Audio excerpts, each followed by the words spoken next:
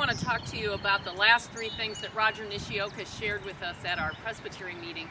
For the last few weeks I've been writing about some of the things that he encouraged us to think about in the way we do church now.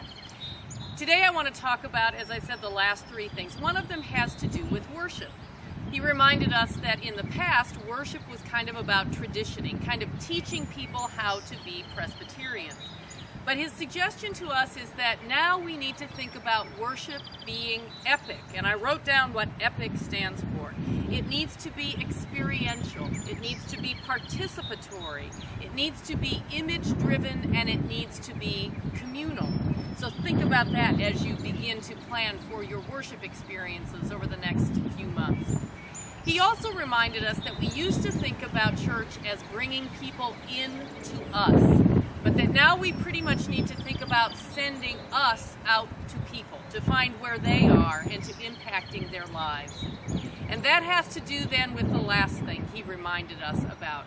He told us that we used to think about evangelism as kind of mass evangelism, but now it is one-on-one evangelism. Mass evangelism is the reason that you put an ad in the newspaper, for instance, or it may even be a little bit about why you put things on Facebook.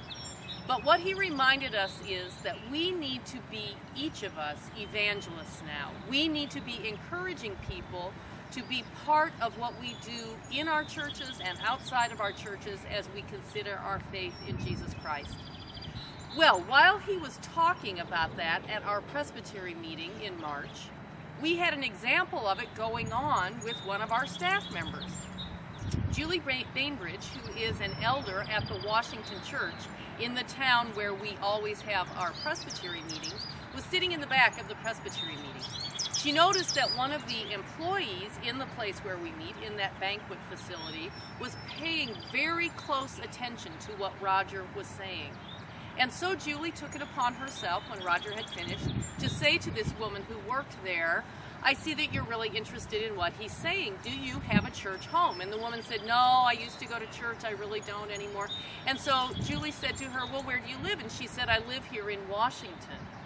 Julie said, "Well, you ought to come to the Presbyterian Church here in Washington sometime." And she described to her where it was. And the woman said, "Oh, that's pretty. That's the pretty church that is right across the street from where I live." And so Julie made sure that the woman met her pastor and knew exactly what time church starts and all of those kinds of things. Now, that's been several weeks ago. The woman hasn't made it to church yet, but you know, this Sunday is Easter. Maybe she's waiting to come on Easter. But what Julie did is exactly what Roger was talking about. No longer does it work to put an ad in the newspaper or to have an ad in the yellow pages of the phone book. I imagine there are lots of people in your town who don't even know where a phone book is in their home anymore.